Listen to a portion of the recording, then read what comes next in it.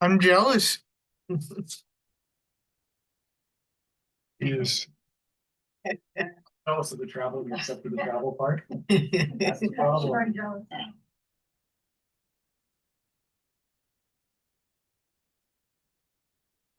Okay, I think we're good to go. Everybody make sure your microphones are on, please. Testing.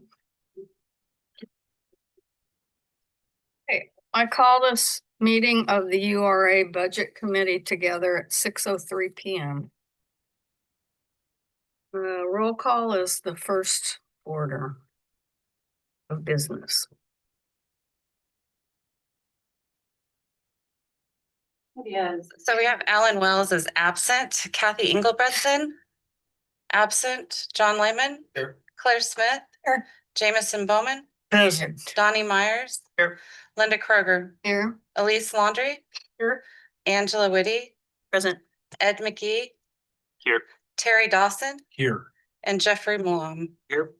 There is a quorum. And Kathy just walked in. Kathy. Did you forget Councillor Myers?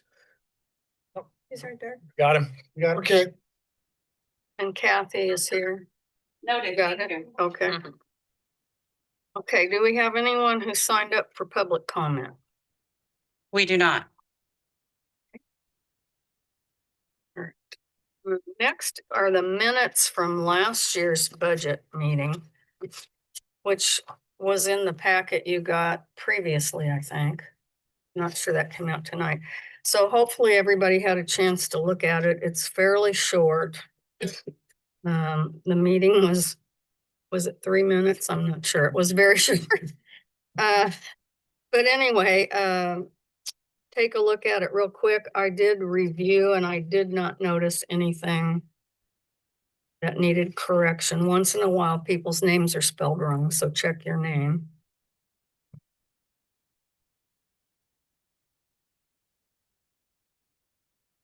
I'm sorry, it was 11 minutes.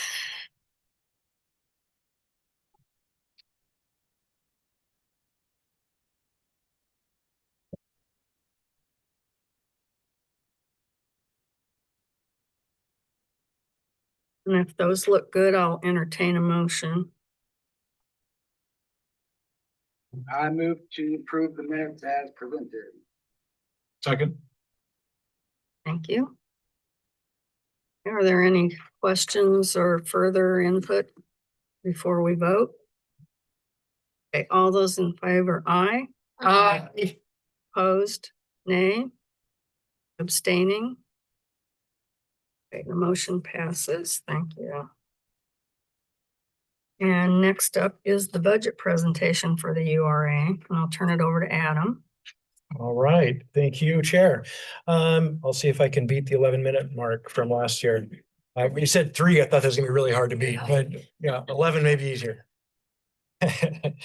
So the packet that you have there right after the minutes is a 1-page budget message, and then the 2 financial sheets that represent the Coburg Urban Renewal Agency.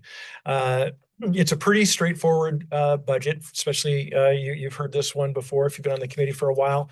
It exists to basically create, it creates some carved out revenue of a designated group of properties to contribute to the wastewater fund's loan debt.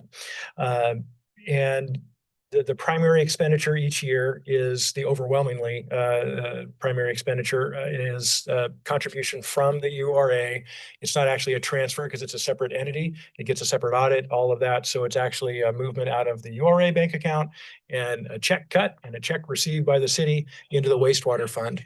And we'll talk about where it's received later tonight in the wastewater fund. But so no change from last year, 500,000.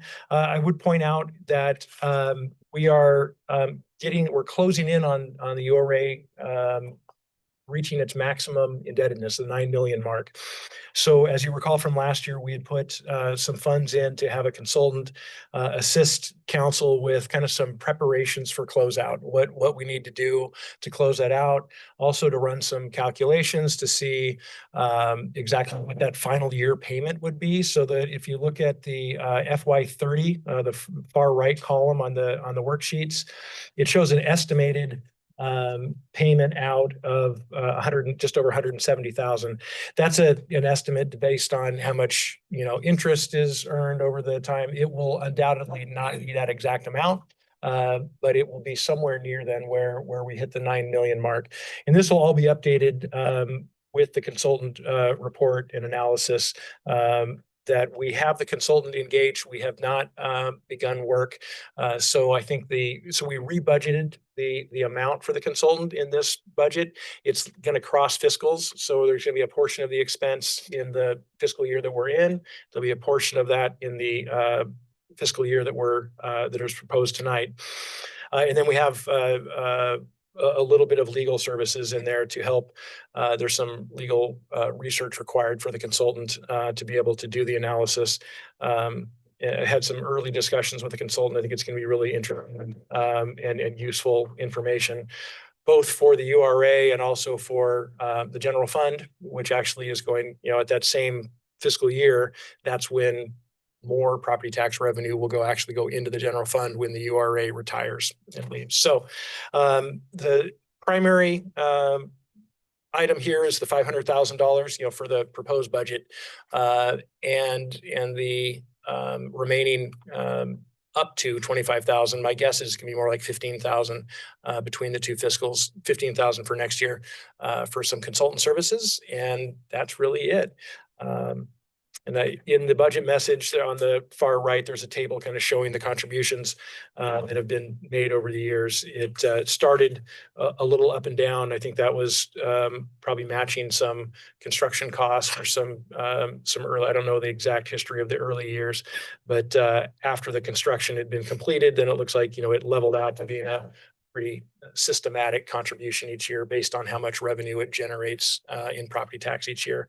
We can't pay it off too much faster. I think, as you remember last year, we talked about the idea of upping that to 600. That kind of outstripped cash flow. So we weren't able to do a higher contribution. So this actually buys us, I think, the time to have the consultant review and really be methodical about what we do with URA as we close.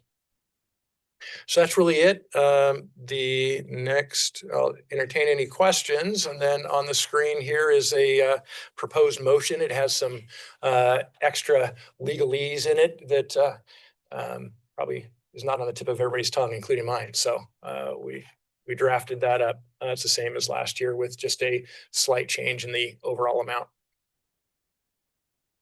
Questions on this budget? Okay, I will entertain someone to read the motion and make it.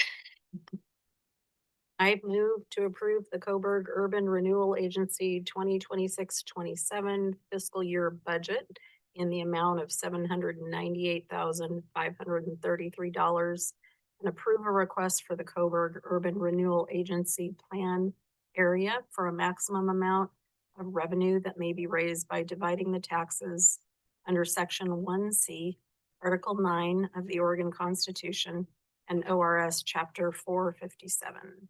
Second. Nice. Good job. That's impressed. Okay, moved and seconded. Any questions before we vote? All those in favor, aye. Aye. Opposed, nay. Abstaining. That passes.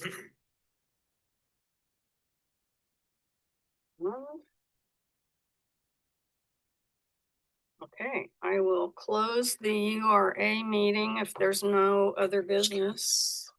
The URA at 6:11. It was slightly shorter than last time because we started a couple minutes late. So you beat it. Okay, next up, excuse me while I shuffle paper just a second.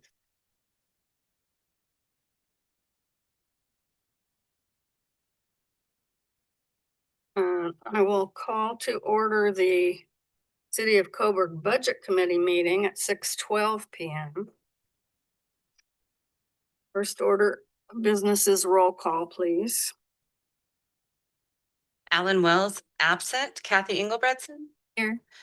John Lehman. Here. Claire Smith. Here. Jamison Bowman. Present. Donnie Myers. Here. Linda Kroger. Here. Elise Laundry. Here. Angela Whitty. Present. Ed McGee. Here.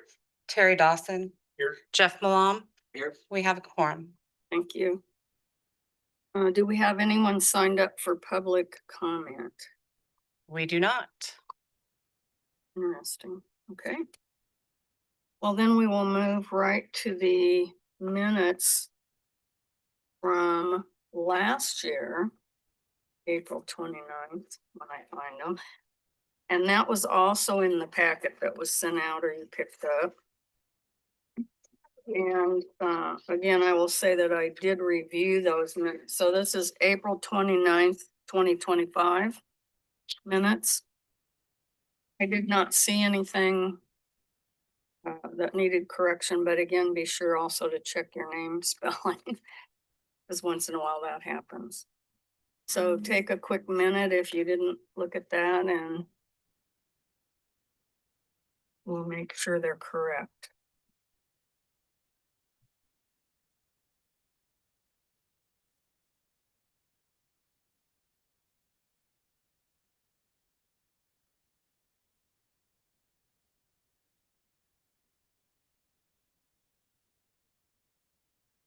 It's always a memory test.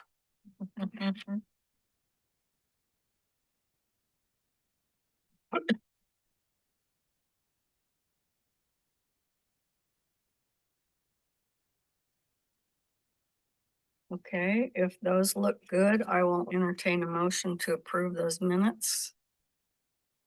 Actually, I think they're all kind of spelled with opposed with an A. I noticed Oh, that too. what was that now, Steve? Say that again. At the end of all the motions, it says none opposed, and all the opposed are spelled with A's. Oh. Oh, that's a good catch. I must say. That's a Southern Oregon thing. Okay, so we should correct that, I guess. Is there a motion to approve with the correction? I move to approve the minutes of the April 29th Budget Committee meeting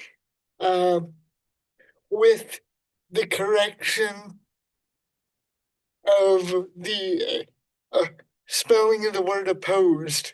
Okay, I'll second. all right, thank you.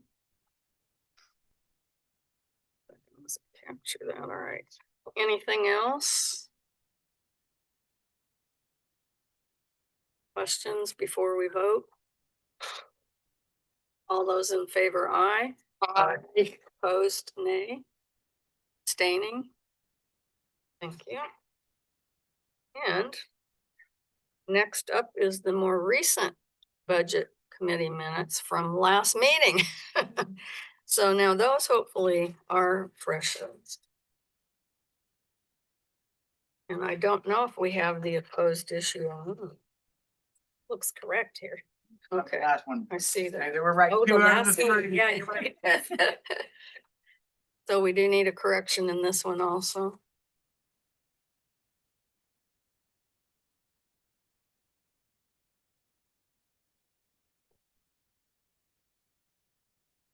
The ones I see are correct.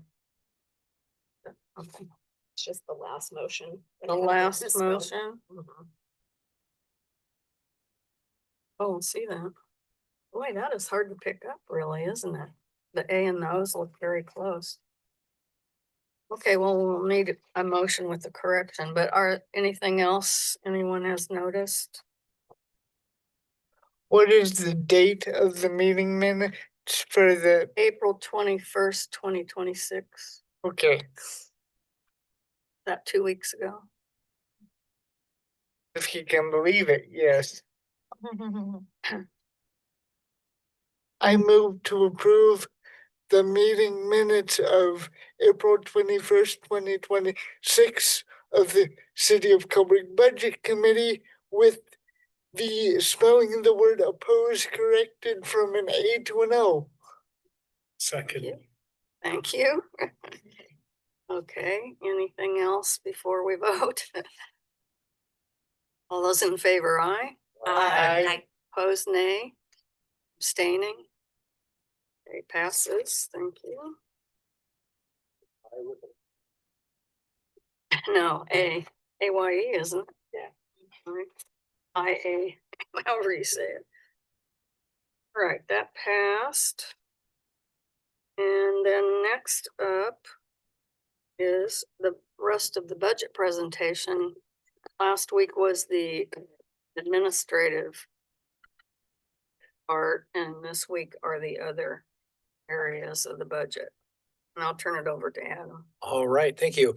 I got my my on-screen agenda a little messed up, so that state revenue sharing actually goes after the fund overviews, as I see the correct order of operations here. So yeah, as Chair said, last meeting we focused on the general fund, which is a little more chopped up kind of thing. So it's always a good one to start with. It's been the one that's our most problematic financially for a number of years. So I just wanted to take a chance before I jump in, and Brian Harmon, our Public Works Director, is here with me on the tonight's focus is really our true kind of public works, our actual enterprise funds, our individual three street fund, water fund, and wastewater fund. They're quite a bit more straightforward, and we'll go through the elements of those tonight. But before we do, just wanted to give a quick pause to check and see if there's any follow-up questions from the general fund conversation a couple weeks ago that we could clarify or hit on before we hit the other three funds.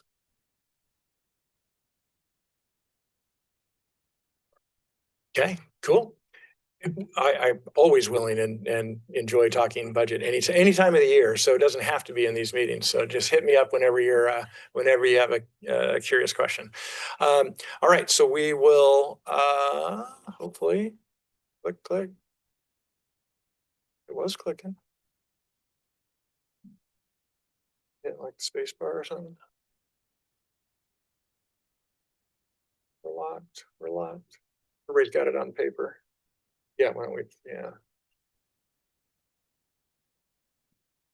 I need a technical question here to Brian. Yep, he's IT. He does night work as IT. Yeah, don't email us at night. Yeah, if he's doing our night work, yeah. All right, so I thought I'd just hit on this. This really applies, to all of our funds, but we really look at this in the operating, really more of our operating funds. It's a little harder to do it cleanly in the general fund. It's got a lot of pieces, parts, but the things that that I look at that I want to go over in each of the funds is really looking at the fund balance over time, operating revenues versus operating expense. Those generally, clearly you'd want to have operating revenues greater than operating expense. That actually isn't always the case. And as long as we know it and it's on purpose, that's fine that the operating expense is greater. And we'll talk about that more in each of the funds. Oftentimes, operating expenses could be more if we receive grant funds early and they're multi-year. So we're actually spending them down over time. The thing that we don't want, obviously, is to have operating revenues less than operating expenses, and that not being on purpose, right? Not being by design. When that's not by design, then we need to time out and caution and say what's going on, because that just eats into fund balance and we get ourselves into troubles real quick. So we'll hit on a couple examples as we go through, but I think that's always good to look at and then go, oh yeah, why is it that way? Okay, good, that makes sense, and move on. Debt service load and the layering of debt is something we're always looking at in these funds, especially. The general fund does have a little bit of debt for this building, about $30,000 a year. We have, in the three funds we're talking about tonight, 1.4 million a year in debt. So obviously quite a bit more debt, which is common with these funds that have a lot more infrastructure. and we pay for those over time. There's no other way to do it. What goes right along with debt service is capital expenditures. We pay for capital expenditures primarily with debt service on the large stuff. We cash fund some capital. That's in water and wastewater. That's a challenge to do. It depends on the project, but oftentimes our self-funding of capital is with grants where there's a required match, right? So we'd have a 20 or a 30% local match, and that would be the cash funding portion of a larger project that is mostly grant or loan. And then we have some skin in the game is typically required in those financing, whether they're grant or loan. Oftentimes there's required local spend. Obviously, every fund in these three funds have staff costs that we always have to monitor, and FTE allocations. How many hours of people power do we need in each of these funds? Kind of depends on what the regulatory framework is, which is the final bullet there. You know, what are we required to do to meet DEQ, Oregon Health Authority, the various regulatory agencies that are really play a strong role in the funds we're talking about tonight. And then all of these funds, naturally, all cities have it, is unfunded projects and unfunded needs. If we had all projects funded and all needs met, utility rates would be even worse. That's the trade-off always is saying what is the most critical when we talk capital improvements plans, and what can we actually accomplish with the revenue streams that we have, and what is the ability to change that revenue stream to grab. And often, you know, the regulatory trends, really I should be circling and highlighting, that drives a lot of that capital project where we have certain needs. Usually those are known well in advance, multiple years in advance, sometimes 5 or 10, where we have to plan for upcoming regulatory changes. PFAS is a thing in the water world that it's a slow inevitability of more and more regulation.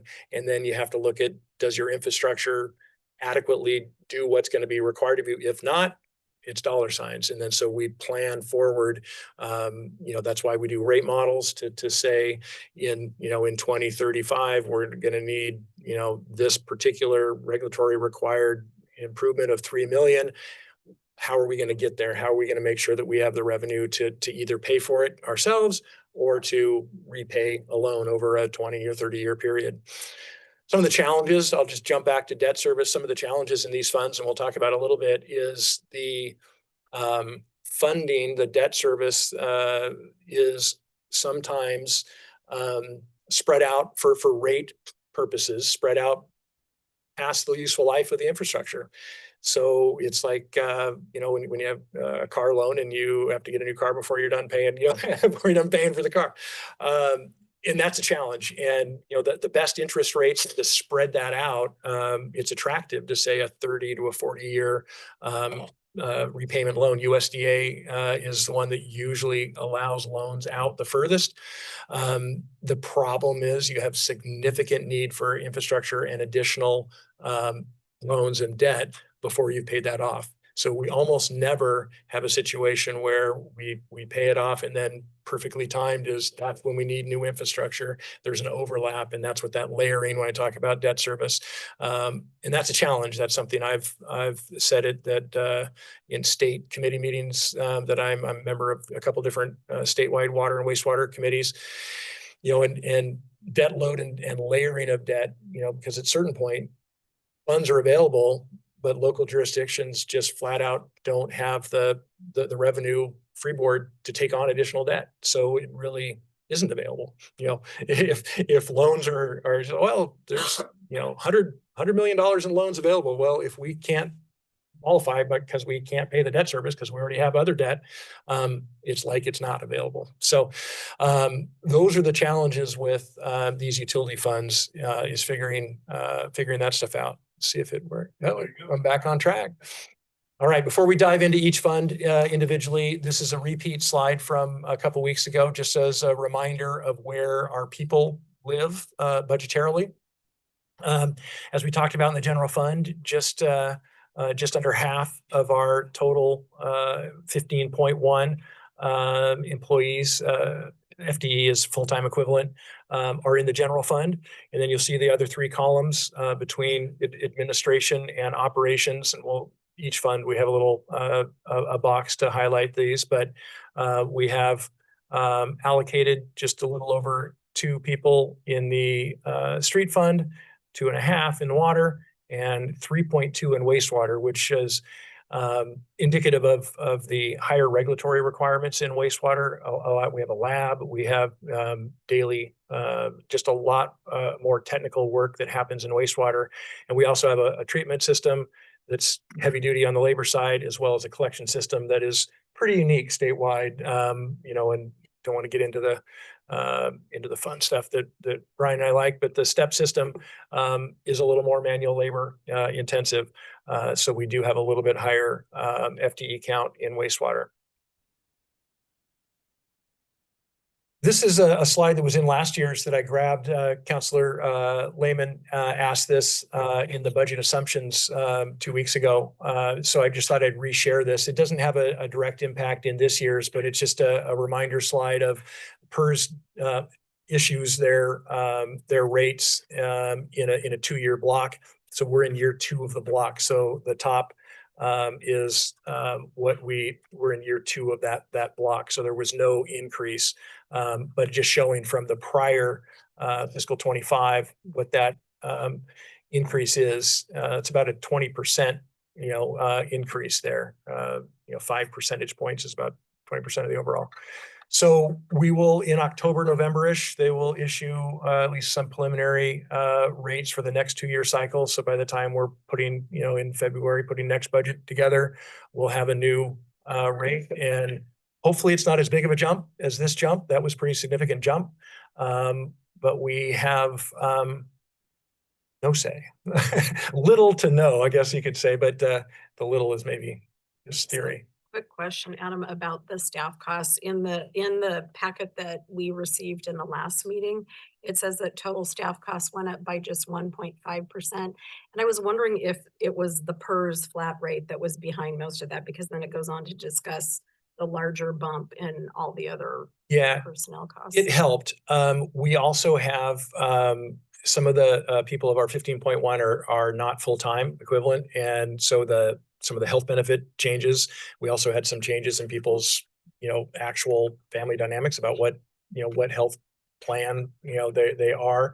So that actually ameliorated some of the healthcare generic increase if people are not full family anymore and they move. So we budget pretty actual on that. And of course, if we have a vacancy and then hire and somebody has a different condition, family, that changes the budgeting slightly. I think the other, I'm trying to think of what the other indicators would be.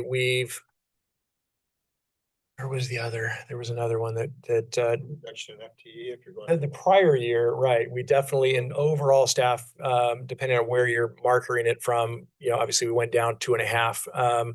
But we did also change some classifications. We had a finance director prior, and then when that vacancy, we replaced that with an accountant position. So that changed the wage scale there too. So we had several changes that like I said, ameliorated a little bit what would be the normal 5 to 7 overall % increase in if everything else was flat.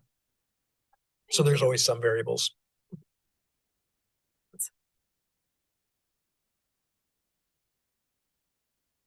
Oh, one of the others was also some reduction in how we're being able to bill out our planning services that had a little bit of a reduction as well through a grant. Oh, can you tap it? It's not, it has been, and then it kind of stops. I'm not sure if there we go. Okay, so again, last one of kind of overview, and then we'll get into there's only 3 slides, one for each fund. But just a reminder, the overall layout, the general fund, which we talked about a couple weeks ago, those are all of the departments and programs that are in the general fund, funded with the 5 or 6 revenue streams that we talked about. The other three are much more similar. You can see that all of the funds have operations and maintenance, which is what our staff work on every day. And in the street fund, that includes our streets, our storm drainage, the signage on the streets, and quite a bit of vegetation, especially this time of year, in our rights of way and our storm drain areas, because we have a lot of swales and we don't have a curb and gutter systems, or not much. A lot of our efforts are on vegetation. And of course, all three funds, you'll see that they all have capital improvements and they have debt service. The water fund, the O&M is kind of constant water line repairs, meter swap outs, just kind of maintenance of infrastructure, existing infrastructure. Supply and distribution system monitoring. We have to take tests and monitor each of our supply wells, and we'll have a new third well on that'll add some workload to our O&M. Pumps and all of those things regularly have to have those tested, have to have those operated. And then in wastewater, our O&M is both in collections and at the treatment plant. Like I mentioned earlier, daily labs, monitoring, maintenance, cycling of different things, backflushing, a lot of things on a very regular schedule. Collections system in the wastewater is a lot. Right now, we're probably a little more reactive than we want to be. We want to turn the dial to being more proactive on that. We do great work in keeping it all running. But some of the collection system has a 10 to 15 year life cycle. The treatment plant itself is a 20 to 35 year life cycle. So it has a longer cycle, but the collection system, the pumps, the motors, the panels, those things, the floats on them, those have a much shorter life cycle. So we need to be touching those and inspecting those much more regularly than we do in the larger infrastructure. So that's generally the layout of each of those. So we'll jump into the street fund, and I'll refer you then in the binder just for tracking purposes. The page that's going to go with this most closely is, well, the financial pages don't have numbers. So it's after page 20, oh, it does 21. Some of these don't, they are too big for it. But right after the general fund, there's a street fund page. So the general fund is a 2-page, and then following that on the title bar, there's the street fund. So some of these is taken, they're highlights and taken from here. So if there's any follow-up questions, we can go to this page.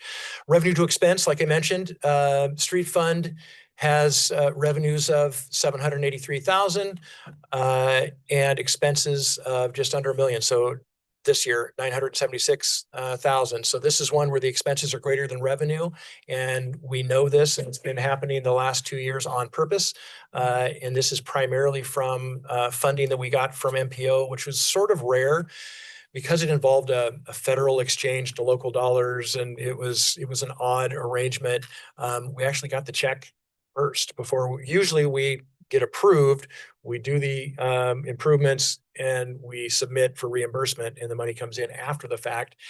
For this Collector Street project, which is the Coleman Street project that's underway now, we got the money first, almost 2 years ago. So it sort of artificially, increased our fund balance. And the first year, I had a reminder, like, we haven't spent any of it yet. That's not free money. It was dedicated to a project. And so now we're finishing spending on that project.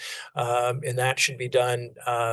Actually, they're ripping. It should be done before end of June 30. So it'll all happen in this fiscal year. I budgeted when we started budgeting, we thought we'd have about 75% of it done.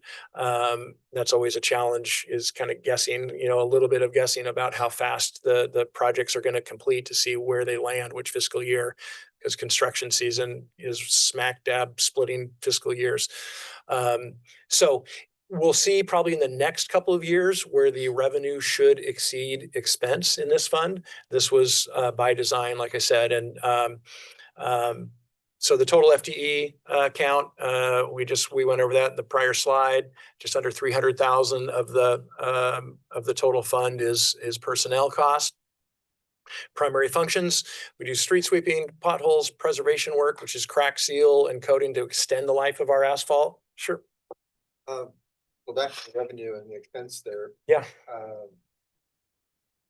Revenue is the general fund, but doesn't count the grant that we got. Right? It is not the general fund. This is the street fund, so it's its own fund. Yep. So it's still in the street fund, but is the grant in the street fund or is that a separate fund? The money for the Collector Street project I was talking about, they're always in the fund where the work happens. Yes, so that money is already in that fund balance. Future projects, which I'll get to in a second, I'll talk about the projects coming up. But whoa, we went to water. I must have hit something. So on what we're going to have this year for primary functions, O&M, capital, we are finishing Coleman Street Collector Phase 1. We have the South Skinner ODOT SCA grant. So if we get that grant, that will be additional revenue that will take care of, excuse me, it's in the overall revenue, the 250. So if it's more likely than not that we're gonna get the grant and we received word from ODOT that the project's eligible and we're in the next phase, we include it. If it's a long shot to get the grant, we don't include it, and then we come to council if we get lucky and get a grant. So for this project, it is included in the revenue. If we don't end up getting it, obviously the revenue doesn't ever show up, but we also don't do the project, so the expense doesn't happen. That's $250,000 for one block's full street reconstruction of South Skinner. That's what the going rate right now is for a one block of reconstruction. So that gives you a sense of how challenging it is to keep the streets the way everybody would like and we would like as well. What we are doing with that fact. Did you say 100,000 a block or 250? 250? Whoa, okay. And that's without sidewalks. So Coleman was a little bit different. The Skinner won't have sidewalks, but it does include storm drain work as well. So it's about 250 a block. This year for O&M, we're addressing the street system a little bit differently than the last few years, where we're doing what we're calling major maintenance. With the funds that we have, about 50 to 75,000 of not, I guess it's pothole on steroid. It's major, rectangular sections, not just filling potholes, but taking areas that have a series of troubling, alligator is what it's called, and then actual potholes, and just cutting out, a 12 by 20 or 12 by 40 chunk and replacing. And then we have 4 or 5 spots that we're getting ready to bid those here this month, and that'll be out of the O&M. It's not capital because it's just repair and maintenance of existing. It's not a reconstruction. So we are trying to address some of the backlog of the street system with some targeted, like we say, major maintenance work. So that's part of this upcoming budget. The revenues, I probably should have put that up as I now see the flow of the discussion. The revenues by themselves, the street fund has these 4 primary revenues. The state gas tax is the $115,000. Our local gas tax is estimated at about $170,000.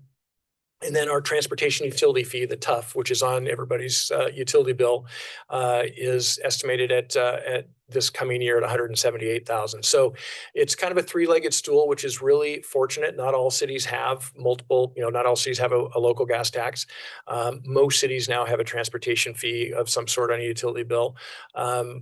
This is, I think, adequate. This plus grants, that we keep seeking and have been successful historically. And I think we plan to be successful with phase 2 of the Coleman Street Collector. And that's shown in 2 years out from now in the projected. If we'll apply for finishing the Collector Street project on South Coleman and turning the corner, a lot more discussion on what the final design and which way we connect it back to North or South Willamette. But really large street projects are grant funded. We can do some self-funded work, and that's really the major kind of that preservation work and major maintenance. And I think that's fortunate. Not all cities can even do that because we have 3 different revenue streams there.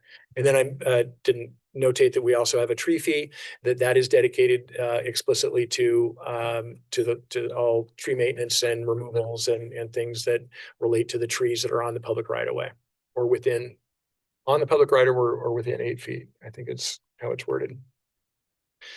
We do have debt service in this fund, and it's only 6 years left, and that'll go into some of our future year capital improvements projects when that is done. So I think that Roberts Road reconstruction of 114,000, that was done immediately after, by design, the transportation utility fee came into being. So there's really, of that transportation utility fee, 115 of the 178 is going to debt service on Roberts Road. Great infrastructure that serves our light industrial area, that serves the URA and serves our property taxes. It's good investment. Just that's something to note, that it's actually it was only a 10-year note. So in 4 to 5 years, we can talk with council about strategy.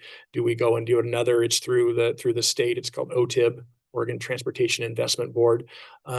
Whether we want to do another large project and do more debt, or not have debt and kind of put more into the kitty for major maintenance and hit it that way. So future conversations for the fund. Okay, before we move on, any questions on street fund?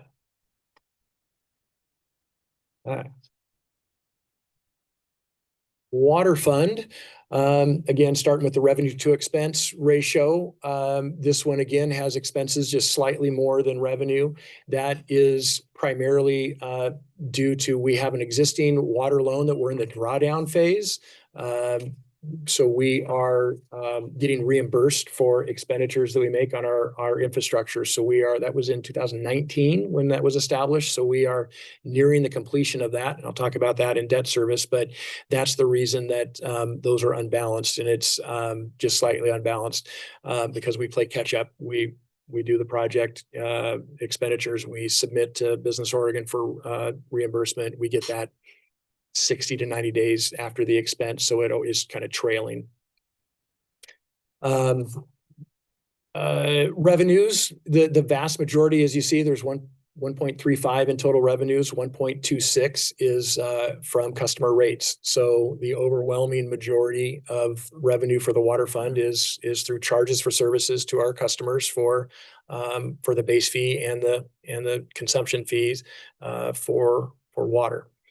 SDCs, with new development, is typically the second largest. And as we've talked about in the general fund, with not much development happening, those revenue streams are really small right now. That could change, depends on many factors, mostly outside of our control. I'll jump to the other side and then come back around to debt. Total FTE count, we talked about that. Personnel costs, 340,000 or so for the operations. So, that's that's a good ratio of personnel cost to total revenue. Allows us to have some significant, pay our debt service and work on cash funding some projects. So the current capital improvements, Stallings Well Treatment Building, that is scheduled to be substantially completed in September, probably all buttoned up October. Operational, we haven't decided what the date of operational is, actually flowing water into our distribution system. I don't know. I'm not sure we want to guess at that yet. The project will be completed and paid for before the end of this calendar year. And that includes the building, pumps, treatment, and controls. And it's also sized to be able to tie in a 4th well to that infrastructure. So we've kind of prepaid the vast majority of the ability to have a 4th well when we need more supply. The other piece that's going to happen kind of concurrently to the treatment building finishing is the transmission line that takes it from the Stallings property into our distribution system, which is a little under a mile away. So that will go out to bid here in June, scheduled for council review in July. With all of our water projects, that finishes out the outstanding loan, and then and we have to start paying on the loan. We've had a bunch of years where, looking at that debt service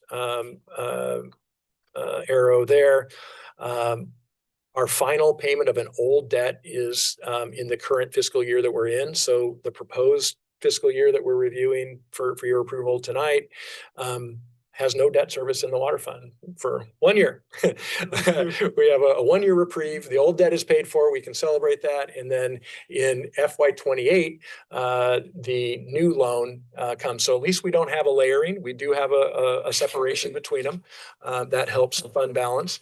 The new loan is, quite a bit larger than the old loan, is the only bummer part. And then we have a one-time accrued interest payment because we've been getting disbursements for about 7 years, which is basically Business Oregon's money. So there's a one-time accrued interest for the period that we've used that money before we make our regular debt payments. So after the first year, it's 220 or so. We'll get the final amount once we finish the projects for 30 years. Adam, quick question. The money that we got in advance for the street project that we got 2 years, so we were earning interest on that? Yes. Okay. Yep. Okay, and then are there any requirements with regard to, I'm guessing there won't be any unspent funds from that project, but like returning unspent funds or anything like that? No. Yeah, it was really interesting because I asked all those exact questions when I got, because it was really weird to have a check, just Yeah. land. And so, yeah, we double checked all of that to be sure. It needs to be spent obviously on transportation. That's why it's in the street fund, and it needs to be spent on the collector project. So anything that we end up in phase one that, because we shrunk phase one to make sure that we didn't overspend between the actual construction bid and the engineering and design costs to make sure we were under. So it's probable that there'll be an amount left over. That'll just carry forward as fund balance. It does need to go towards the collector street.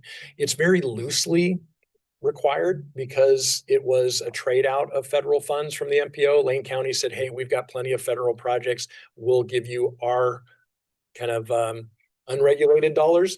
In exchange, we'll take those highly regulated dollars because we have to use them anyway. So it was a really good partner move between Lane County and City of Coburg. So it made those rules less. It kept them very simple. But yes, it will sit there in fund balance and we'll apply it. Probably whatever's left over will go right to the design engineering dollars for the next phase, and that'll extinguish it. And then hopefully the MPO funding that we asked for in 2 years will be the construction of the rest of the Collector Street project. We'll self-fund the engineering design, and then the rest will be, if we make a compelling case to the MPO and we get allocated those funds, that's how we'll pay for the rest of it.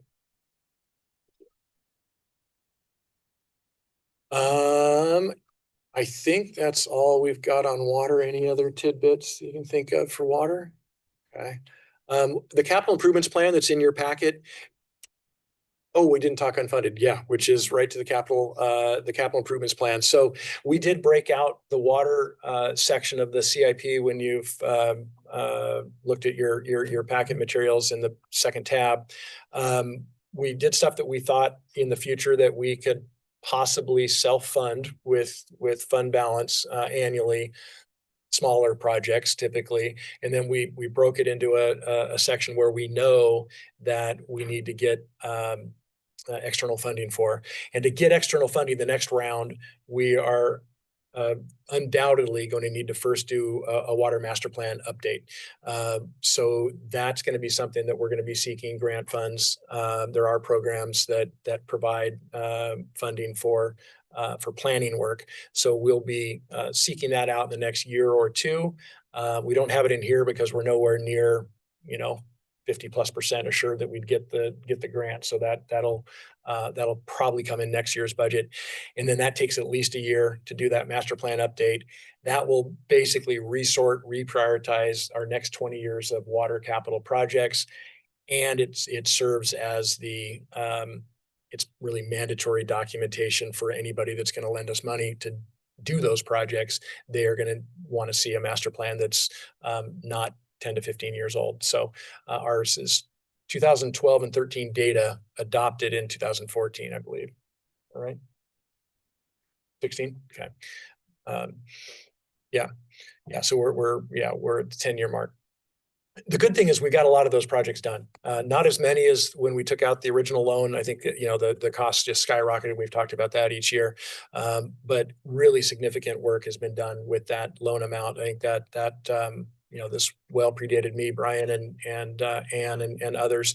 I think that's set the water fund up to be solid. When we look at the 4 funds, this is the most stable fund that we have of the 4. Questions on water? Wastewater. Stable now, but not so much in the next few years. So revenue to expense, this is both are, if you look at the line item, the 2 columns, the end of year estimates for 26 and the proposed for 27, both of those years show revenues exceeding expenditures, which is a good thing. The prior 4, it wasn't that way. Expenditures were exceeding revenues, and that was problematic because it wasn't necessarily by design. It was just it was kind of, it isn't automatically not by design, but it was eating into the fund balances to a point where we really needed to turn the tides. And council did that by, when we did our utility rate increases, we used the ENR, the Engineering News Review Index. 3.3% was for that year. So that was done across the board, but in wastewater, council agreed and added 3%. So it was a 6.3% rate increase just recently made effective. That will bolster this, because the objective is we need to raise the fund balance in this fund to address the coming shock of the next arrow down of that URA contribution of 500,000 going away in 2 or 3 years. So if you look at what our customer revenue is, just over $1 million, our overall revenue of 1.67, almost 1.68, 500,000, almost a third of the revenue for the fund is coming from a source that will be going away in 3 years. So that's a real deal issue to work on. So as we creep towards that, that's part of the conversation with the URA consultant. It's a whack-a-mole thing because it benefits the general fund. We'll see some revenue increase from the URA going away, but the flip side of that is we'll see that dry up. The good side right now, from the capital improvements side of things that are typically expensive in the wastewater fund, we don't have any major, the most major capital improvements plan we have coming is a tank replacement scheduled for the next, not this coming fiscal, but the next. And that one is we mark it down as 500,000. It may be less. It depends on, there's a variety of factors when we get closer. And then we're always kind of monitoring the membranes at the plant. Brian and team are being looked at regionally, if not nationally, as how our membranes are exceeding their standard useful life because of the unique system that we have. So they're doing great, but we're in a bit of uncharted territory, or we're creeping into uncharted territory. Yeah, which is it's a cool thing. We've been able to defer significant capital investment, but it's coming. But there also is some new technology that instead of having to replace and add, maybe the replacement actually has more capacity. There's some interesting technology that as we creep again closer, those are more monitoring things that we have. But when it's needed, we'll know enough in advance, hopefully, to where we can plan it. But it's hundreds of thousands as well. So the next couple of years, the goal is building fund balance, because we know we will have some tough conversations about what to do with the 500,000 not being there. So it's, like I say, it's in good shape now. It needs to be in much better shape to deal with that shock that's coming. Are these just kind of rounded numbers, those customer rate revenue, URA contribution, the other doesn't really add up to the Right, there's some interest revenue and a few other things in the details in the back. Yeah, I was just doing it for talking point about kind of what our main driving pieces are. Yeah. We do it just, every fund has a different amount of interest. The interest is earned in one bank account, or really it's the local government investment pool, and it's put out every month to each fund based on its ratio of how much fund balance each fund has. So, the general fund has $300,000 to $500,000 in it, so it receives the lowest amount of interest because that fund is only earning with its pot. So each fund gets interest based on its fund balance of what it's earning itself. So the wastewater fund gets some decent interest. So that contributes to the revenues, but I just hit the high notes there. Future needs and issues. Similarly to water, we'll be needing to do a wastewater facilities master plan that hopefully is after the water master plan, but it's in the next 5 years for sure. We did a wastewater capacity analysis this last year, Kennedy Jenks, which was really helpful in kind of gauging how long we have before we need to do real significant stuff. We presented that to council about 6 months ago, maybe 8 months ago. It's a really good interim document between master plans, pretty cost effectively done as well. So Brian and Kennedy Jenks worked on that. It's great document.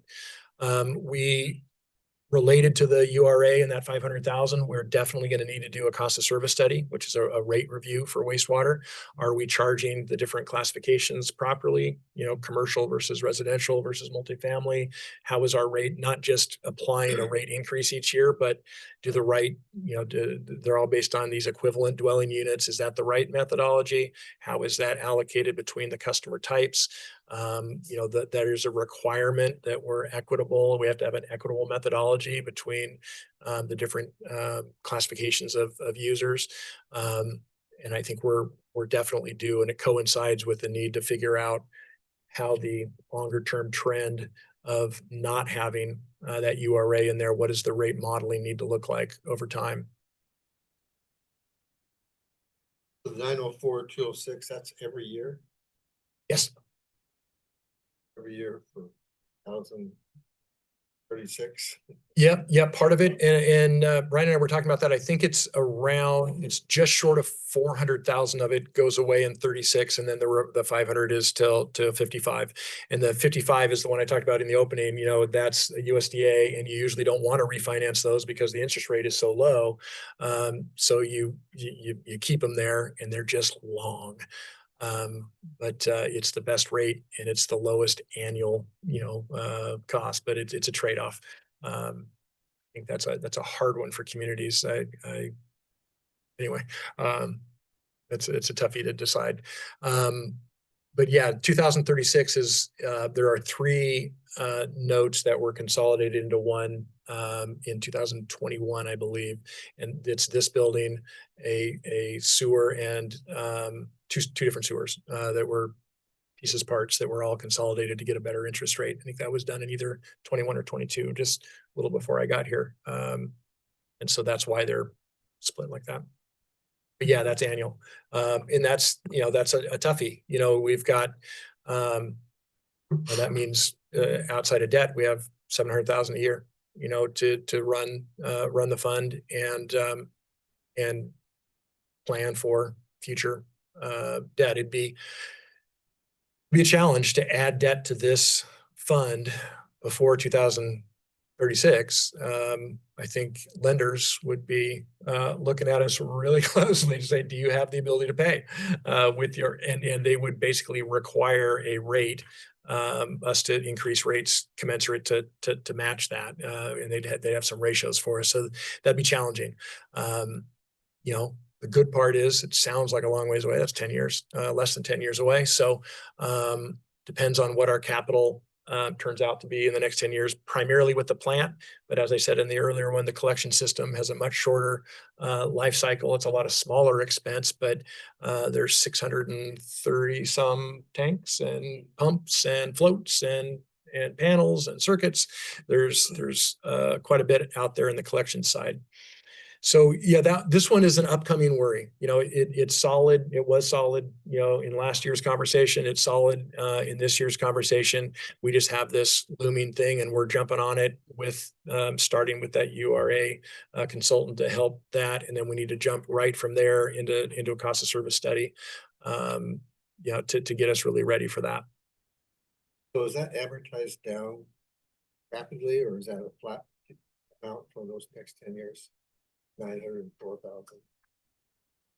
It goes down some. I'd have to look. The audit, I'll send it out to everybody. The audit has a really good section in it. For those of you on the audit committee, we talked about those pages. It has a really good breakdown of all of our debt. It answers all those. So I'll send it to everybody just for, so you know exactly More flat than it is. yeah, it doesn't go down significant, but I think it does taper.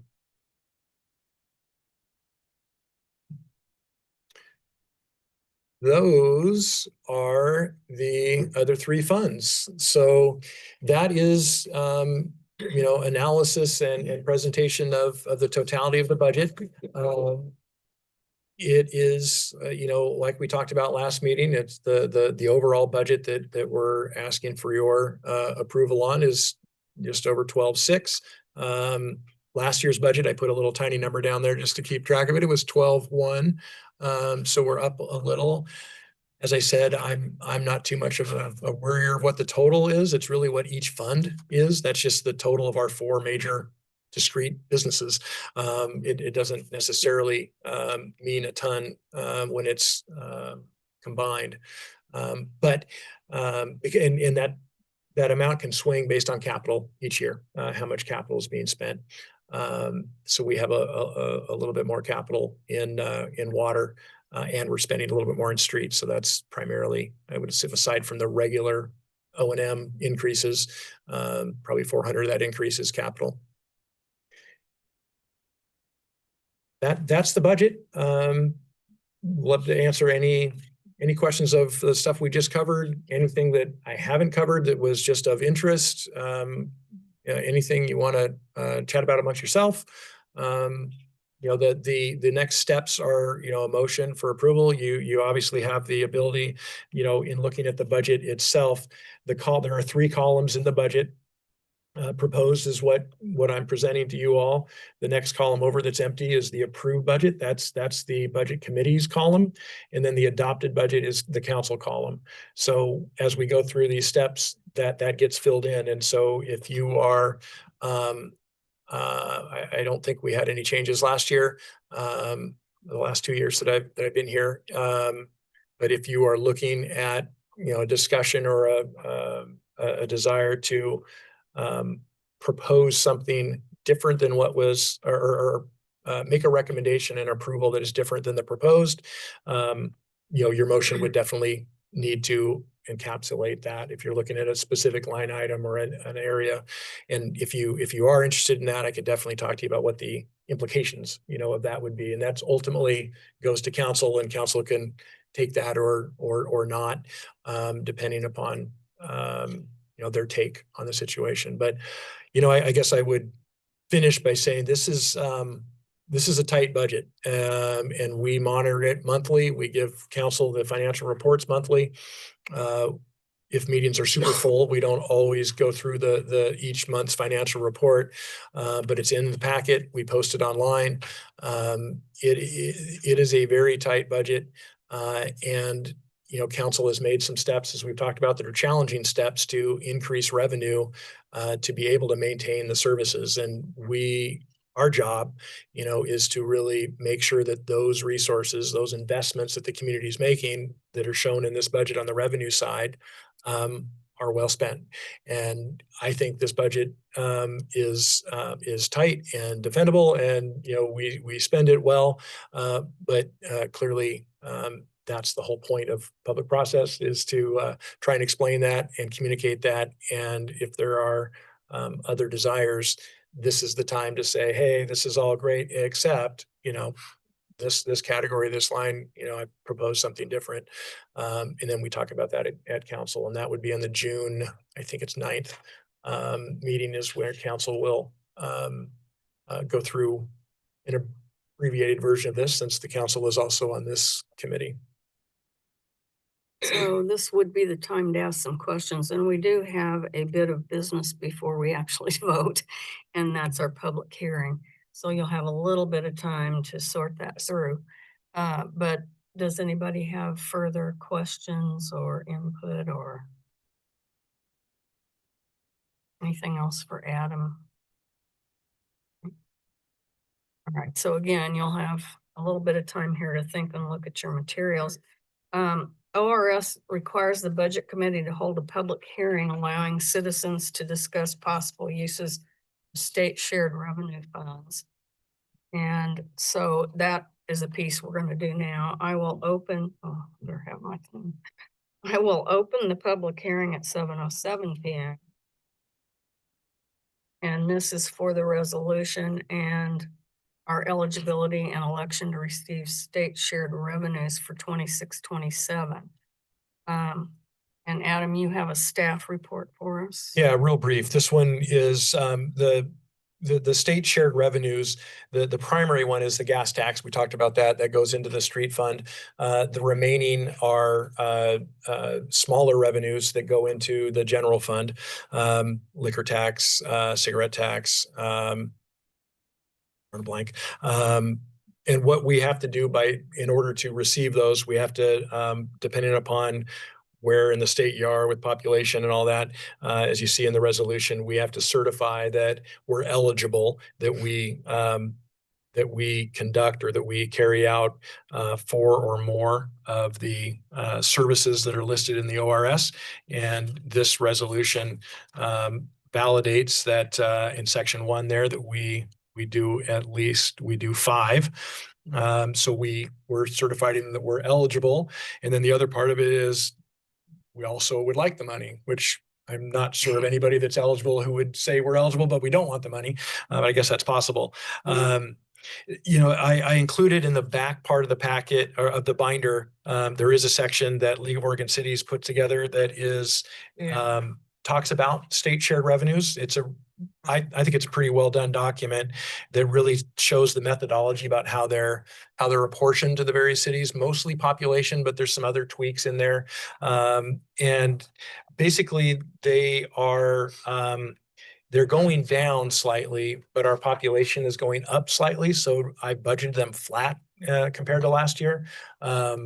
If we didn't have any population growth, those revenues would be actually declining slightly, but because we had some population growth, they basically net out to be flat. So they're not major revenue streams. The most significant one is the 112 or so thousand in the state gas tax apportionment that goes into our street fund. Okay, is anyone signed up to provide public testimony? I think Sammy stepped out. Oh, here she is. Do we have anyone signed up? Okay. So we don't have a motion, we just have a public hearing for that opportunity. All right. So anybody have any questions about that? Okay, I will close the public hearing at 7:10 p.m. Second public hearing will be held on June 9th at the city council meeting. So there will be a second one. All right, so that brings us back to the budget again. And any questions, clarifications we need before we have a motion and vote.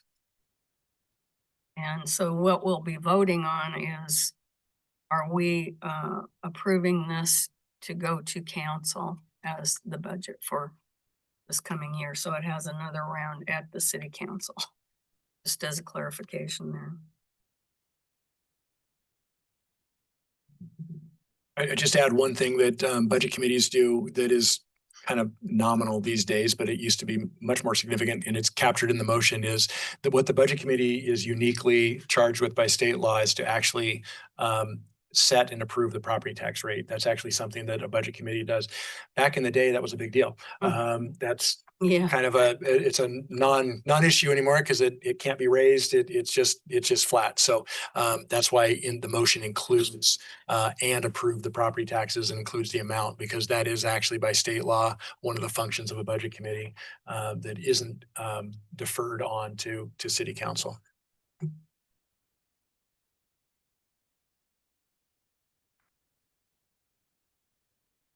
are we ready for a motion?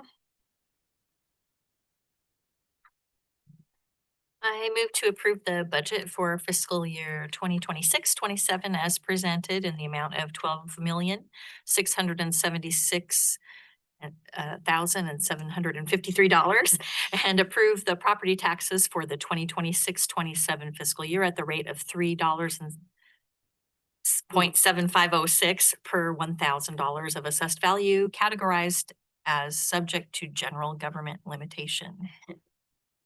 John on those. They are explicit, aren't they? Thank you, John. All right, it's moved and seconded. So this again is your final time for questions or clarifications before we vote.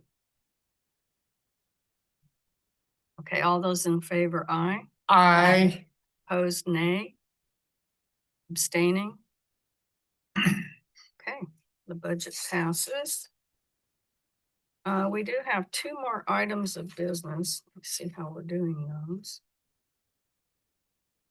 Next up, we have Budget Committee appointment recommendations. And so we do have, as I understand it, 4 folks for 2 positions. And are we having a handout of Sure. the applications? Yes, so I went ahead, I emailed everybody the applications last Right. night, and we do have the 2 applicants that are here. I'd like to ask the applicants to join. I'm gonna put another chair up just to sit here since we really don't have a place for them to stand. And we will go from there. Okay. Yeah, Oh. want you to write over next to and perfect.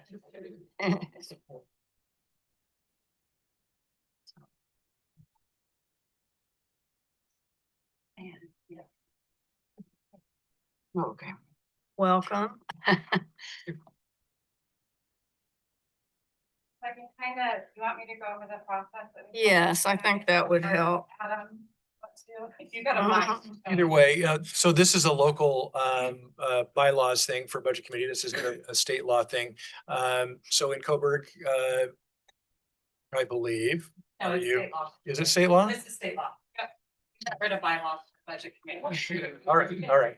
I was thinking finance audit. Yeah. Okay, Yeah. so the recommendations, are, the council, the mayor appoints committee members or into all advisory bodies and is with concurrence by council. So this step in the process provides the mayor and council with some vetting by the entity, the group that is probably most impacted and most knowledgeable about committee members that would be a good fit for the charge and purpose of this group. So as Sammy said, we've got, we have 4 people, 2 slots, 2 incumbents, two new folks, and all 4, whether they're new or incumbent, we have a little intro, and I think it's somewhat casual. Everybody's received the package, so they have some of the more formal answers to the questions. So a little on the spot, but hopefully not too much for you, each of you, all 4.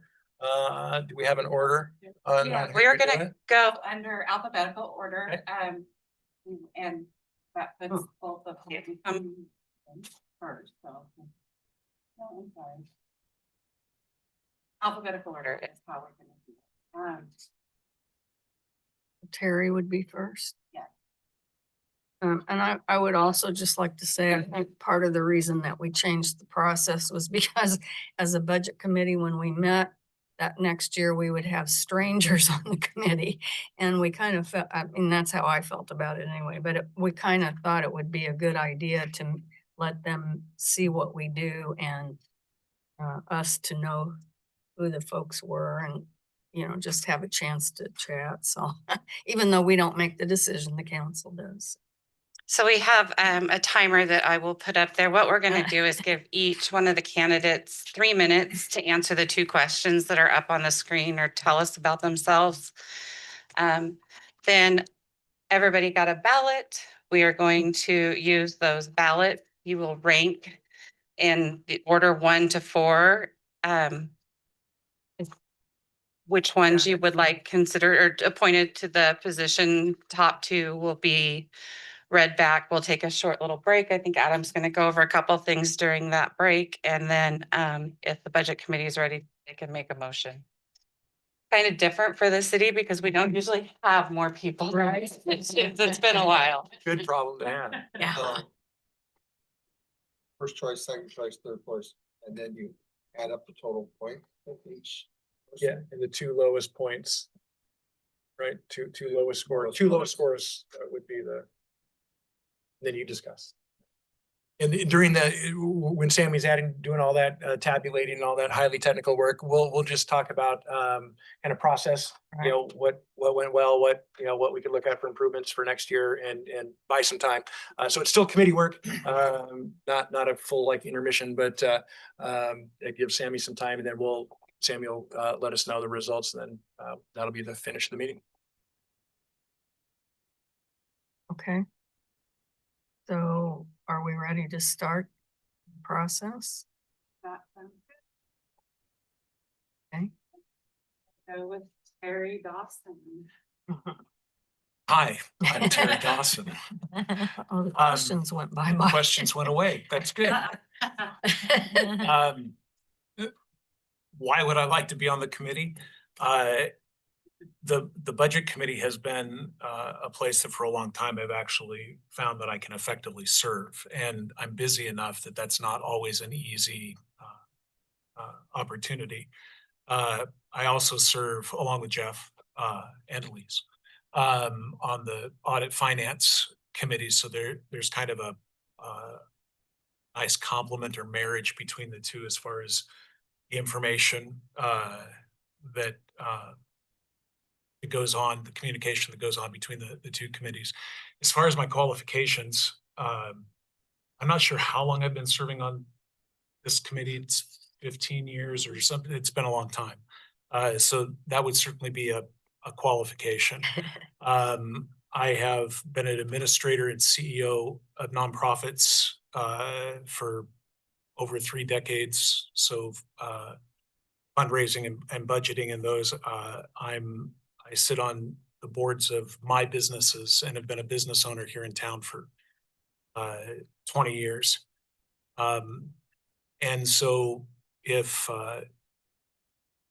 I'm certainly willing to keep serving if my experience and continuity of, the committee feels that that's a value to the process. But I was pretty impressed with the applications that came in. So if there's a feeling that this is the right time for, fresh expertise, then I think that's a good choice too.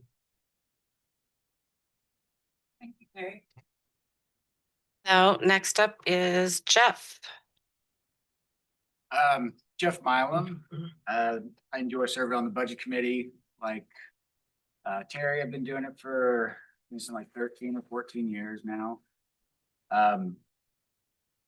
Qualifications, I've been doing it for a long time.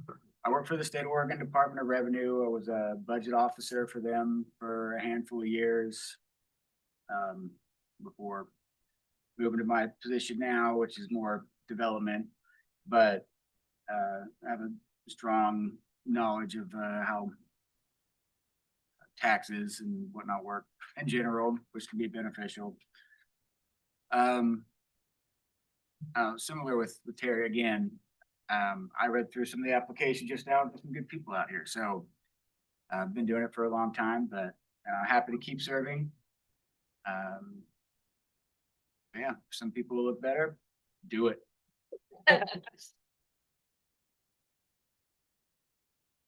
Thanks, Jeff. Yeah, Mark, you're up. I'm one of the good people. My name's Mark Quinlan. I live in the Coburg Creek subdivision. In Coburg for a couple of years. Now, why I want to put my hat into the ring, I guess, is because Coburg is my home. I would welcome the opportunity to contribute in a meaningful way. I think this committee does that. I think budgets are more than just money, values and priorities and trade-offs. I would love to contribute to that conversation. My qualifications are executive director for a nonprofit foundation. And that's what I've done throughout my career. And so executive directors are basically like city administrators. We build budgets, we monitor them daily, we stress about revenue and expenses. And I think I have a strong work history that shows that I can manage this. Yeah, excited to be here. I was impressed by what you guys did this evening, and you're in good hands. So if it doesn't work out, I'm not going to be worried. So I appreciate the opportunity. Thank you. And Jared. Hello, I'm Jared Slaughter. I think I'm kind of in the same boat. When I applied, I kind of thought like, oh, maybe I'll be like two people and we'll just go ahead. So, I'll focus a little bit of time. I've been in Coburg 4 months, but my grandmother was born in Coburg. She's a Stoneberg. And so she was born in 1926 in Coburg and graduated from Coburg High School in 1944. So their property was what is now Camuswell Farms. So though it says 4 months there, 3 of my grandparents were born in Oregon. I've lived in Oregon my whole life. I grew up in North Gillum. So, and part of that, I have 2 young children. So I have a 2-year-old and a 9-month-old. And when I grew up in North Gillum, it was fields, when we moved there in 1990, I think my parents moved there. It was not really part of Eugene yet. And kind of, for me, that's what I want to give my kids. So that's like kind of why I want to be on this, is help kind of see where the city is spending its resources to kind of enhance the community's lives, each member going forward. Qualifications, I'm a CPA. So I deal with numbers all day long. I read through the audit last night and some of the budget over the last few nights. It's just something I enjoy. I have audited counties and cities, utility districts in this state. So I understand Oregon budgeting laws and all that. And then I also serve as on the audit committee, which is supervisory committee for Oregon Community Credit Union. So I'm chair of that committee. We hire the auditors, both internal auditors and external. So.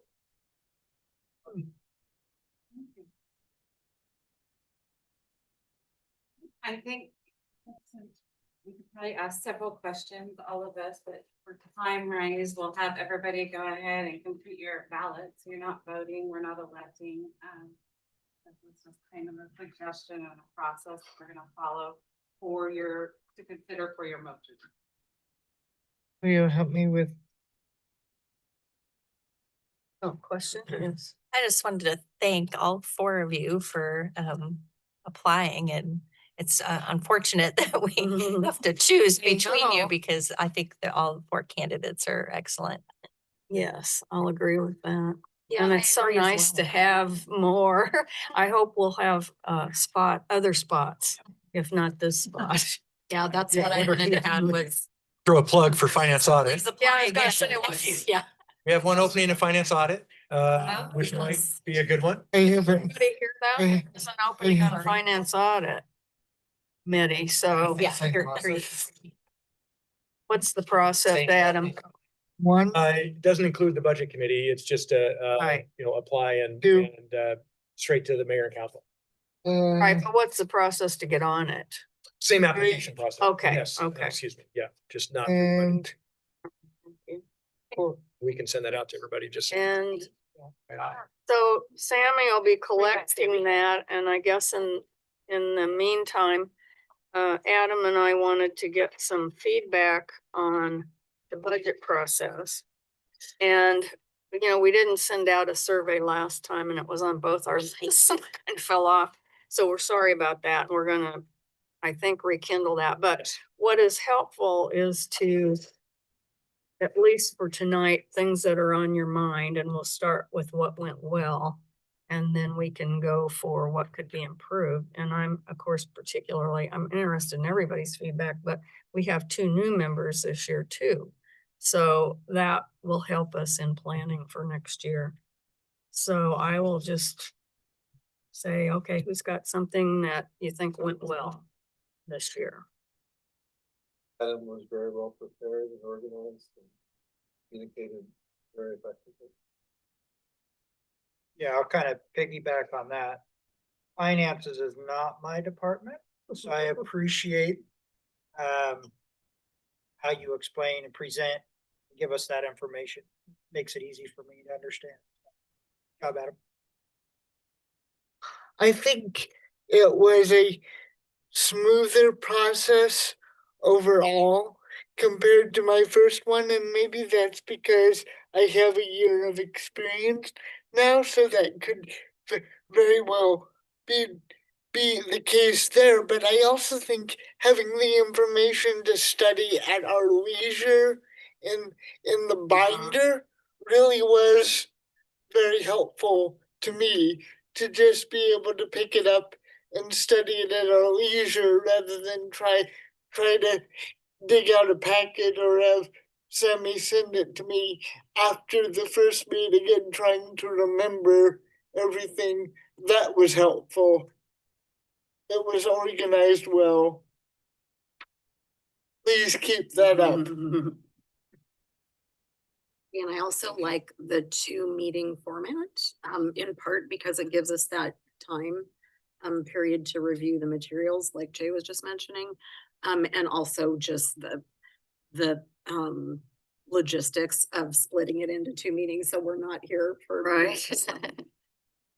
lengthy stretch. It's definitely got a lot to do there. I'm sure Terry remembers the days of the 4 or 5 6-minute process. Me too. So yeah, definitely well organized. Good job, Hank.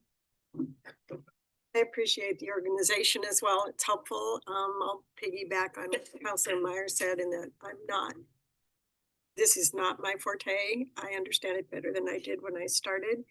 I also appreciate that we have new members who look at things in different ways and ask for different formats. I mean, I think everybody here has a lot of integrity and is very trustworthy, and we can trust each other's opinions and questions to enlighten us on things we may not have thought of ourselves. So I appreciate it. Angela, any thoughts from what went well? We'll come back to the other. Yeah, no, I don't know. It sounds like maybe you guys weren't given information prior to meetings beforehand or in other years. I thought that was extremely helpful because I definitely need the time to look at things and the timing in which it was given, I think, was sufficient. Like I don't know how much time people usually need for themselves, but I found it to be good. Yeah, I think it's a little less dramatic than I expected it to be. Very detailed, right? Obviously, it's a very tight budget. Not a lot of wiggle room for dramatic sweeping questions that change, the outcome there. So I think the city council took most of the dramatic questions in the last couple months. So Ed, in the old days, we had dramatic meetings. But we don't have them on videotape. Sorry, you can't. Yeah. I'm sure people are diligently watching right now. Yeah. But I will say this is better than those days. I would say too, just impressed at the amount of grants and things that have, successfully been awarded and worked into the budget, to make improvements. Those are very time consuming, tedious tasks. So yeah, well done. Yeah, that is impressive, really. Any other input on what went well? Yes. Well, not necessarily what. I'm gonna switch to the other ones when we're finished. Which is with include what could be improved. So anything else that went well before we move? Okay, all right. Let's go to what could be improved. That wasn't my. Oh, okay. What's your question? Just at some point in time, are we gonna have any discussion of a 2-year budget and process for that? The discussion has been, what about that? We Yes, asked that we last could- year too, We didn't could we? tonight. Ultimately, obviously, it's a council decision. Want me to just grab it right now? Probably the easiest thing is, it typically, if people migrate to a 2-year budget instead of a biennial, instead of a single, it's often done with the PERS rate thing. So that's coming next year. It probably is, that's the year to do it if there is interest. So I came from a place that we did biennial budgeting. I was doing budgets when we first switched, and then did several in the new biennial model. There's elements about it that, from administrator, there's elements that I like. And there's some things that maybe have some public drawbacks. And, when we get it to the council spot, we can go with some formal pro and cons. We still have an annual audit. We still have to present things in an annualized way in a lot of it. What we don't have to worry about as much is, which will be coming back in June to council, probably, is budget transfers, contingencies, that construction season thing. For capital planning, capital projects, 2-year budgets are great. I think from a community standpoint, and maybe even a council standpoint, having these every 2 years is remembering kind of why we're doing things and what we're doing. This size of a budget, I guess administratively, so you guys were talking about 5 or 6 meetings, and that was my normal that I came from, was 4 to 5 hour meetings 5 times at least, with always this looming threat of a 6th, if we can't get it figured out. So marathon processes like that, especially bigger dollar, jurisdictions, I think a biennial is must. I think that's just a huge load that you're just starting to back over. You never leave budget. So I, from an administrative standpoint, I'm kind of 50-50. I see value in it, but I wonder if we lose some continuity doing it. But if there is a desire for the next part of the question about what didn't, what can be improved, if there is a desire for, deeper dives, and as Ed said, there isn't, we definitely have a line item detail in there for you, and we can talk about some of the smaller expenditures, why and how we do what we do. If there's a desire for that, all the time, that might lend itself to say, hey, that's a lot of work for a very small staff in a very short time. Maybe a biannual budget would be better, so we could dig further into certain things. But I also think the idea of having the Finance Audit Committee as a kind of like you say, what's your cousin, Mary? I don't know what, so kind of an adjunct, you called it. I think that, we have some bits and starts that's quarterly-ish group. That could maybe even be fine-tuned, that could help in every other, I don't know. I'm definitely open if we can administratively set it up, and next year would be the year to do it. I think that would make the most sense. Then I'd have to put down a little more thought into what other things might need to change, and if those are a big deal or not.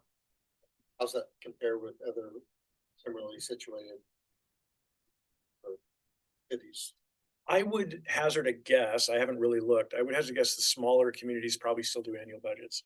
I think it's when you get big and you have a lot of, it's just a big production to pull together, and you have a lot more, but I think some of it's also preference and about how you deal with the middle, because legally the only difference is you have 2 years of appropriations instead of 1. And so you aren't bound by, oh man, we're running tight at the end of 1 year.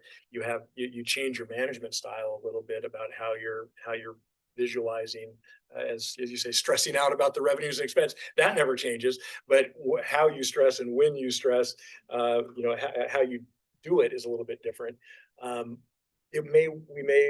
We're also talking about, regardless, doing financial quarterly reports. We do the monthlies, but I think we're still working on kind of what makes sense to present in a quarterly way. If we had a more robust quarterly reporting, maybe that makes the continuity work for a 2-year budget.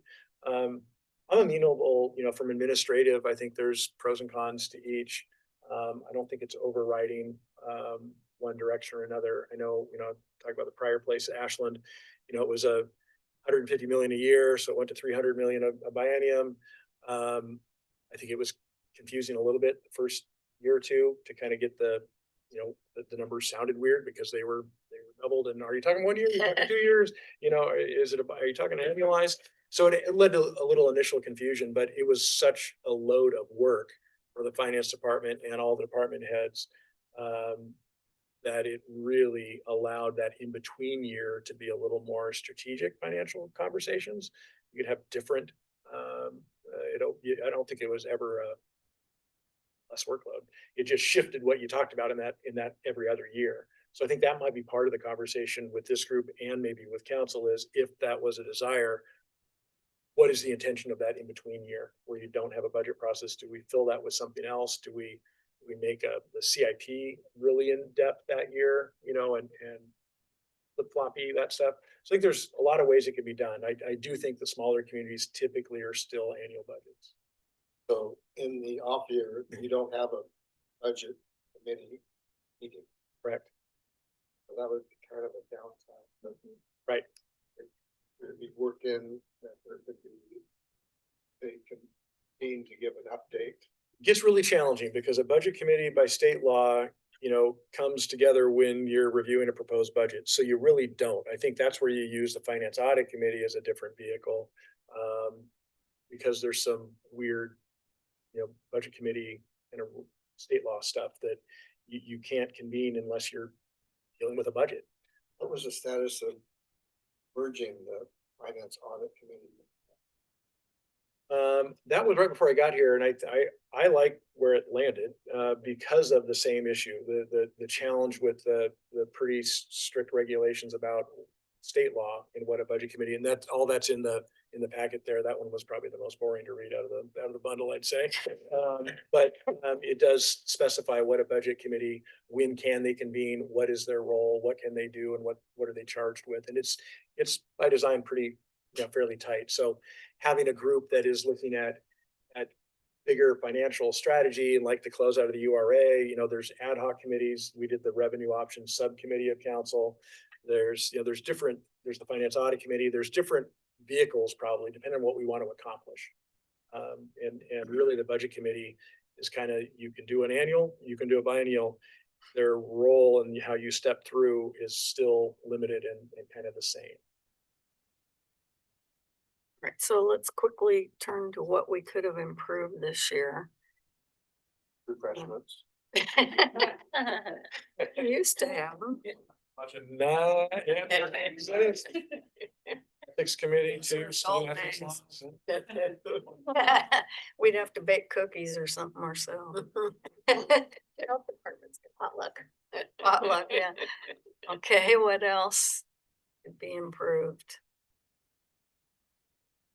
Did you get, we pretty much said we're prepared with the materials. Did the meetings flow smoothly? And it was clear what we needed to do? Okay, so I'm just trying to prime any thoughts here. I have a couple questions if nobody has any comments. Yeah. I think we got some feedback that some community members didn't feel.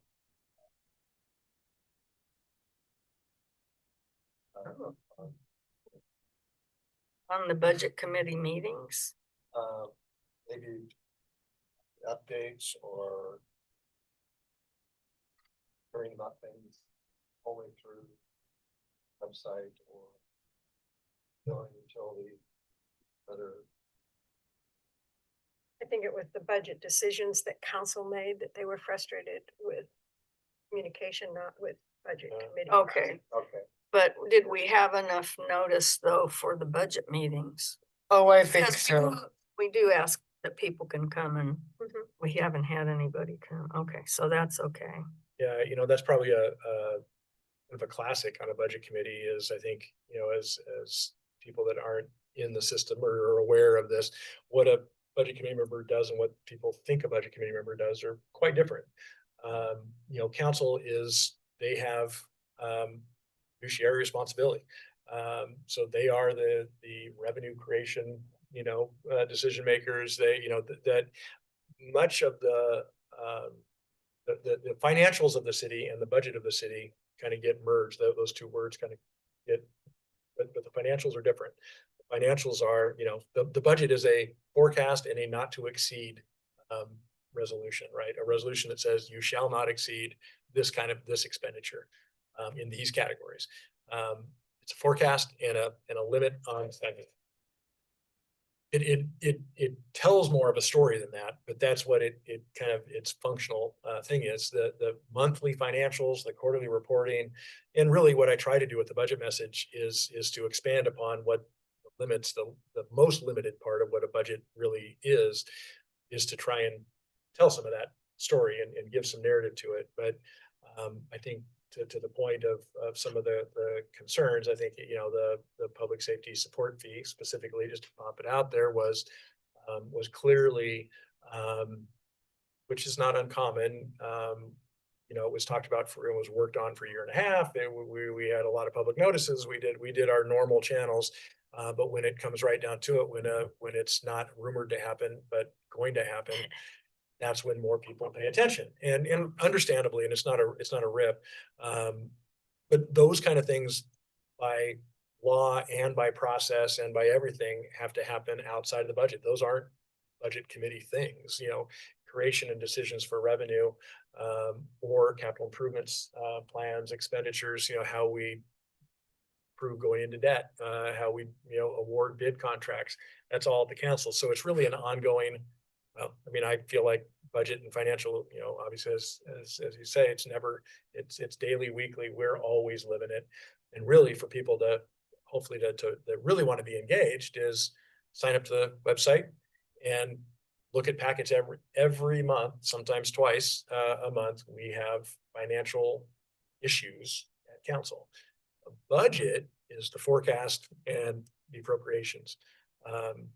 So I think there is sometimes a little disconnect with what people assume happens in here that aren't participants and don't otherwise know from professional or personal experience. So it's a toughie. But yeah, the budget itself, I think one of the things we've talked about doing, and I've done it in other places, is to try and, after the budget's adopted, is to take either the budget message or, you know, a budget in brief. A lot of communities will do something called a budget in brief. It's trying to provide a real summary version of everything that was talked about and give a 1,000-foot level snapshot, you know, and I think that's useful. And I think maybe that builds a better understanding about what's in a budget and, you know, why. And I try to do that in the budget message. What is a budget? Why, you know, all of those things. So I think we may be, you know, in a spot where this summer we can put something like that out as a recap of the process. And then of course a link to say, here's the full budget, and really want to dive in here. Here's the whole detail. But I don't know, that's one thing I think about with that comment, that might help people recognize that that's the task of this group is different than maybe they think it is. Let me just synthesize what you have said and cut through the technical speak for anybody watching. Budget committee is forecast, finances are operational, pretty much. Yep. Yep. Forecast and regulatory limits on spending. Yeah. Yep. Okay, thank you. Any other input about what we could improve next year? You can always send it later if you think, but if it's on your mind now, let's put it out there. Can I ask real quick, do we want to make it regular protocol that we send it out in an Excel, you know, the actual sheets? I mean, that seemed to be what everybody, I mean, I can just make that a normal thing. I don't know if people played with it and if it helped, but if that's something we want to incorporate as a regular thing, that's no problem. I'll just set up, because it was easy to tweak, and set up a version that automatically pulls that way. It was nice to have. Okay, great. You might, I can't remember if it had on there, but the one, thing that occurred to me about sending that out is you don't want somebody to print that out and then that kind of get distributed because it's a preliminary, right? Right. I could see how version control could be an issue. So if you just make sure to put like draft on it or, a draft stamp on it or something like that, Yep, good. that would be the one thing. Yes, that was a worry. Yeah. Low level please, worry, but a right. worry, yeah. I'm sure if it had happened, it would be inadvertent with the Mm. group of people we have here today, but Yep. that's not always, Right. not always a given. Okay, anything else? We'll go back then to our tally. Yeah, so the ballots tally, Jeff Blom and Jared Souter, is that how you say his name? Are the two lowest? Which means Okay. that, Yes. Recommend, yeah, yeah. the recommendation, yeah, 1 and 2.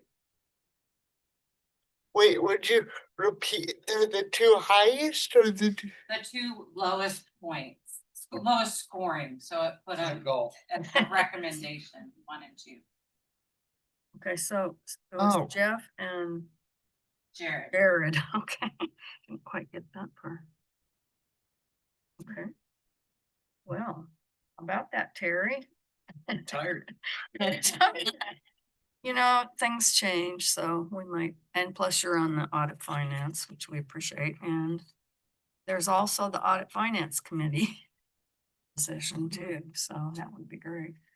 All right, so, given that, I guess unless people are, I don't know how to say this, so let me put it this way. If you're happy with that and our process and Jeff and Jared, then I will entertain a motion to send that to city council. And the motion would be, I think I'm the only one with this motion, is that No, I true? think they all have it. Do you does everybody have what the motion would be? If you put, Yeah, it's on this page. The memo? okay, I don't know which one it is, but I do have it on my sheet. Okay, somebody has it. Page 10 of the budget committee. Can you just, okay, you want to make the motion? I move to recommend to the mayor and city council the appointment of Jared Souter and Mark Quinlan to the budget committee for 3-year. Wait, that wasn't right. Excuse me a second. Sorry to interrupt. Oh, I thought. It was Jared and Jeff. Oh, Right? okay. Jeff Jared Millen. and I move to recommend to the mayor and city council the appointment of Jeff Millen and Jared Souter to the budget committee for 3-year terms beginning July 1st, 2026 and ending June 30th, 2020. Okay, is there a second? I'll second. Okay. And is there any discussion?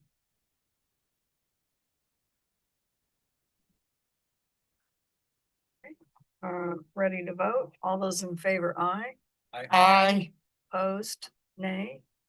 Abstaining? Okay, great. Terry, I want to thank you for your years of service, and I know they will continue even if it's not on this committee. Yeah. It might be. And I guess you'll be free to do your spring travels. Well, this is true. So there's a positive in there, but. All right, and Jeff and Barrett and Mark, thank you. And again, hopefully we'll see you on another committee. All right, so that will, unless we have any other business or requests, that's going to close our meeting, and I don't need a motion for that, but I need the time. Anything else before I close the meeting? 7:50 p.m. Well, there you go. I'm popping it at 7:50, Siri says. How about it? Okay, thank you all so much. Thank you, for your everybody. Hard work, sir. Huh? We should turn that back to Nancy. I know. I only have- I don't have enough time. Yeah.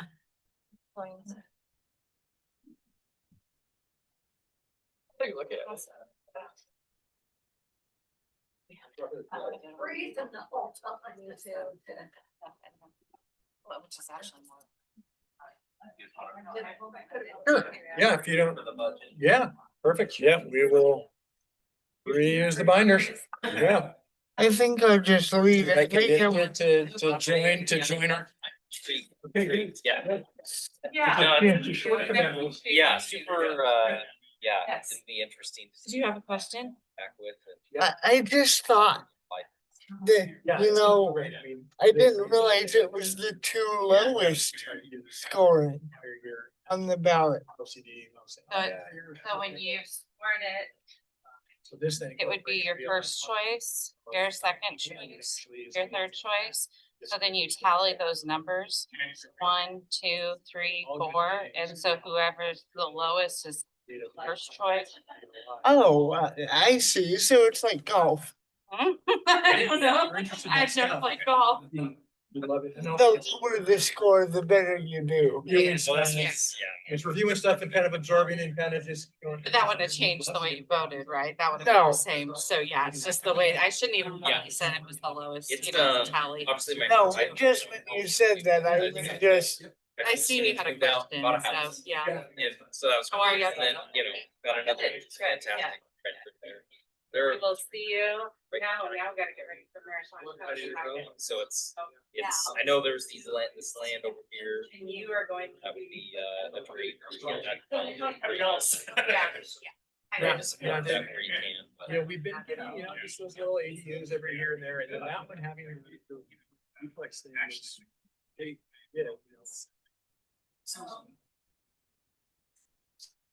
You will do fine, yeah. Roll the dice. But yeah, but- See what's out there and then try. to- Yes, it's no surprise. Yeah. Grants and infrastructure money. And I.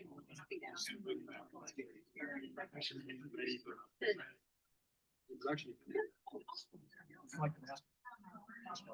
You have to have a certain ways to show what your strategy. And it's a building. It's really great. Yeah, might be. Like, just here, this the white, yeah. Yeah, so I know that it can't be a fever on it. Oh. Yeah, I noticed that. I overlooked it. I overlooked it. And, Yeah. yeah, okay, so we asked him. Okay. Okay.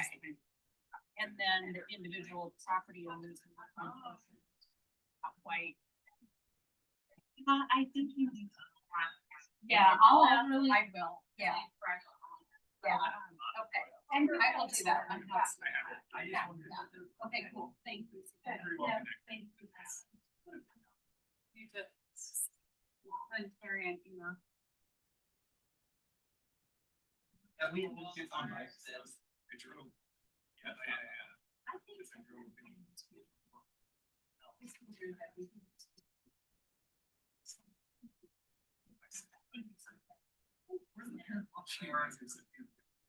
Welcome to Coburg. But that's, yeah, but that's like, that's why I'm here. Hopefully somebody.